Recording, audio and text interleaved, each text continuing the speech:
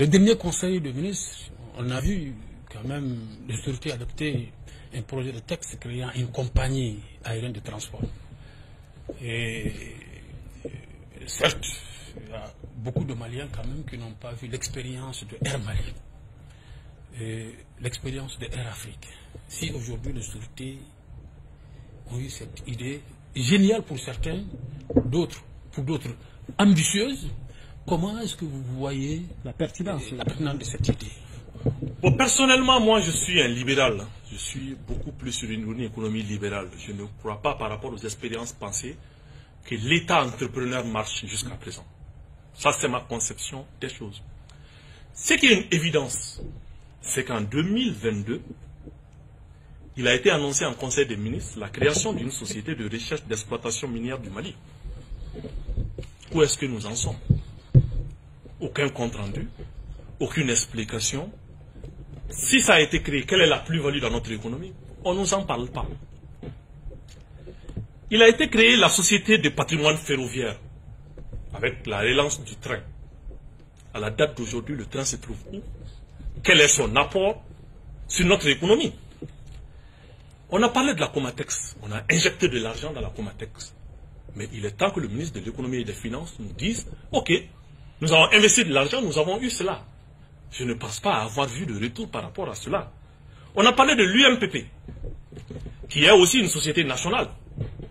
Où est-ce que nous en sommes? L'énergie du Mali. Où est-ce que nous en sommes par rapport à sa productivité, par rapport à son résultat? Donc il est temps qu'on sorte des effets d'annonce.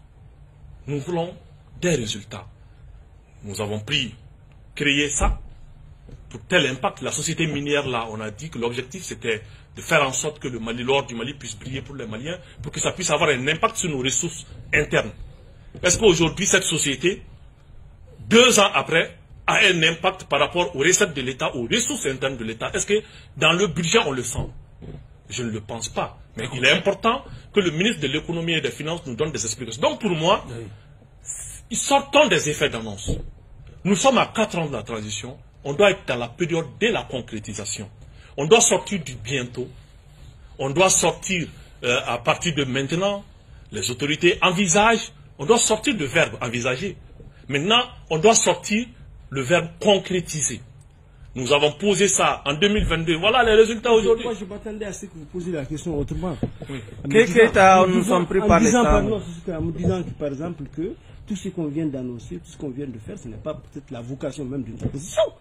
Vous dites toujours à 4 ans d'une transition, c'est que vous êtes en train quand même de légitimer quand même une transition en fait, qui est devenue un pouvoir. En fait, qu'est-ce qu'on peut faire? On est déjà à 4 ans. Nous sommes obligés d'être pragmatiques. Nous sommes déjà à 4 ans. Moi, je fais le bilan de 4 ans. Si je pouvais revenir en arrière, et que le projet avait été porté au début de la transition, j'allais peut-être dire, attention, on s'est fixé 18 mois d'objectifs et c'est difficile de l'atteindre.